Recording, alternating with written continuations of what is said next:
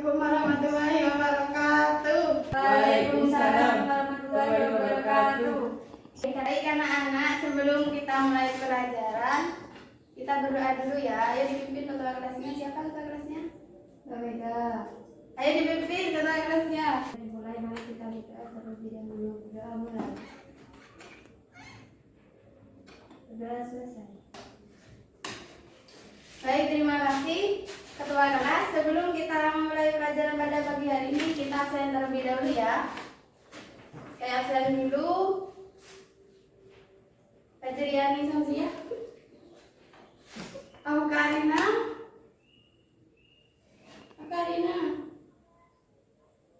Megawati Suhartono, Abdul Hadi. Sakit Bu.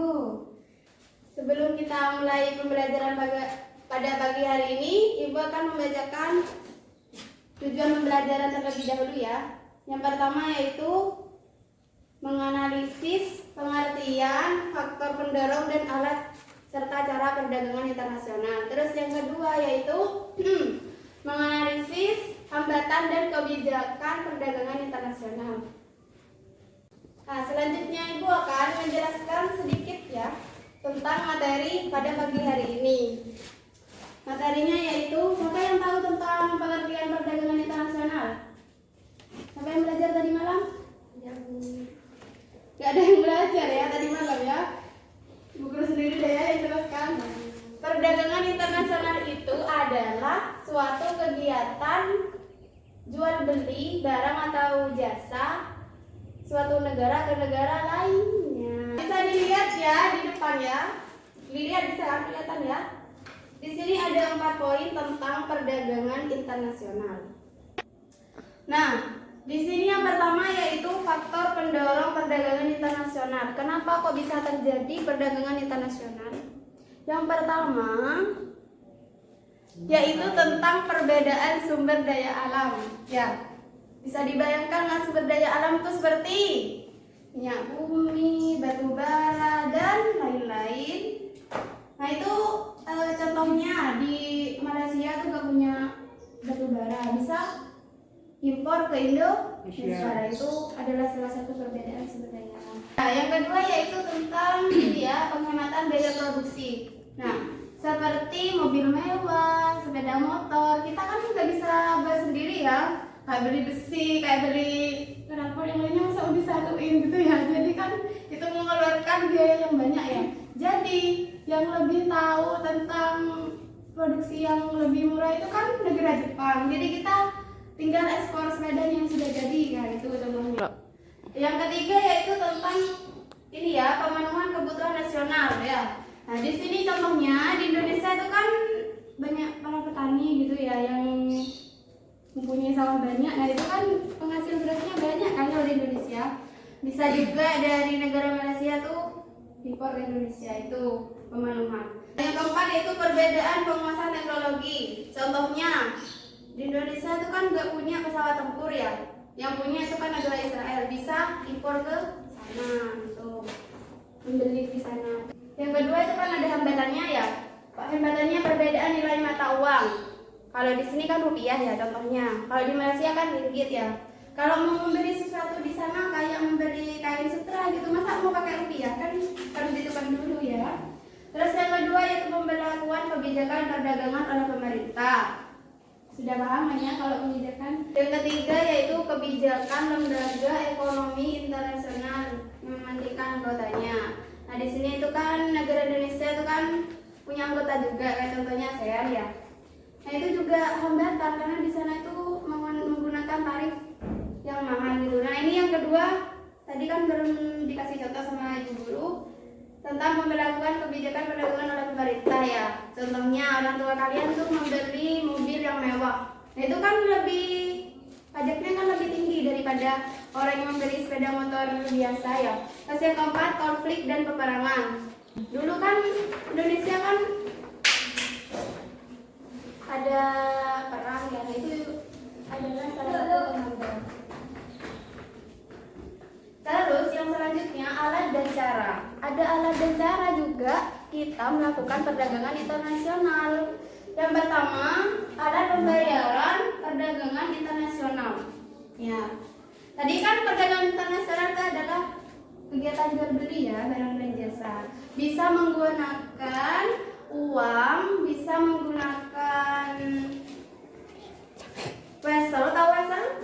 Enggak tahu kayak kartu bank itu, ya itu ya. Kalau bisa menggunakan emas, ya, emas batangan itu bisa ditukarkan. Terus yang kedua, cara pembayaran perdagangan internasional itu bisa membayar di muka. Dibayar di muka tuh bayar di awan gitu, di awan. Terus, nah tadi kan sudah dijelaskan tentang materi pada pagi hari ini ya. Di sini Ibu ingin memberikan tugas kepada kalian yaitu berbentuk kelompok. Silakan dibagi dua kelompok. Sudah dibagi ya dua kelompok. Nah nanti kita sistemnya presentasi satu-satu ya.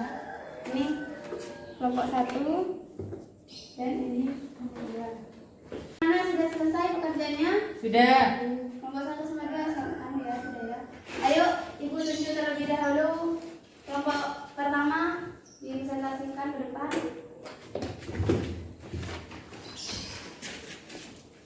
Assalamualaikum warahmatullahi wabarakatuh. Saya dari kelompok 1 ingin presentasikan hasil kerja kami. 1. Alat pembayaran dalam perdagangan internasional dibagi menjadi 2. Yang pertama, alat pembayar perdagangan internasional. Alat pembayaran yang digunakan dalam perdagangan internasional berbeda dengan alat pembayaran di dalam negeri. Perdagangan di dalam negeri menggunakan mata uang kita sendiri sebagai alat pembayaran. Perdagangan internasional menggunakan alat pembayaran yang dapat diterima secara internasional. 2. Cara pembayaran perdagangan internasional. Dapat kita lakukan pembayaran di muka. Ada yang ditanyakan? Tidak. Terima kasih. Assalamualaikum warahmatullahi wabarakatuh. Baik. Ayo selanjutnya kelompok 2. Silakan.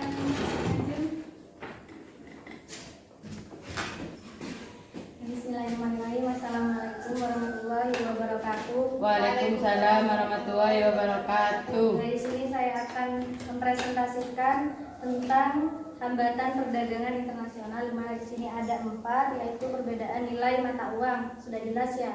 Antara negara lain dengan kita pasti berbeda. Dan nomor 2 yaitu pemberlakuan kebijakan perdagangan oleh pemerintah. Nah, di mana di sini contohnya yaitu mobil mewah pasti pajaknya lebih mahal. Dan yang ketiga, kebijakan lembaga ekonomi atau internasional yang mementingkan anggotanya. Dan contohnya ini seperti ASEAN.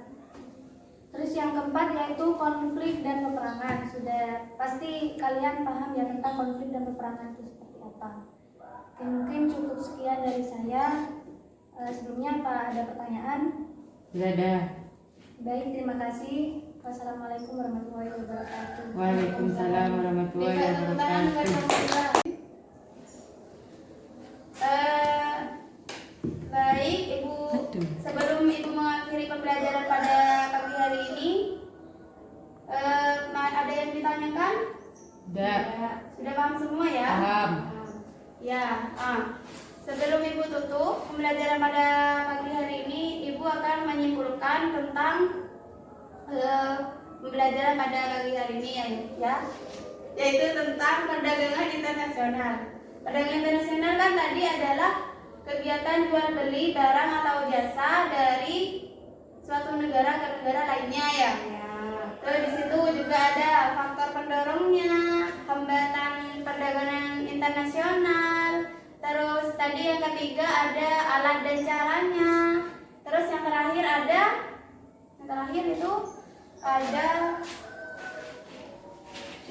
itu ada kebijakan perdagangan internasional. Nah, sebelum Ibu tutup pembelajaran pada pagi hari ini, alangkah baiknya kita berdoa terlebih dahulu. Ayo dipimpin ketua kelasnya. Sebelum mengakhiri pelajaran hari ini, marilah kita berdoa terlebih dahulu. Berdoa mulai. Berdoa selesai. Nah, baik. Ibu akhiri pembelajaran pada pagi hari ini. Jika banyak kesalahan dan kekurangan, Ibu mohon maaf. Wassalamualaikum warahmatullahi wabarakatuh. Waalaikumsalam warahmatullahi wabarakatuh.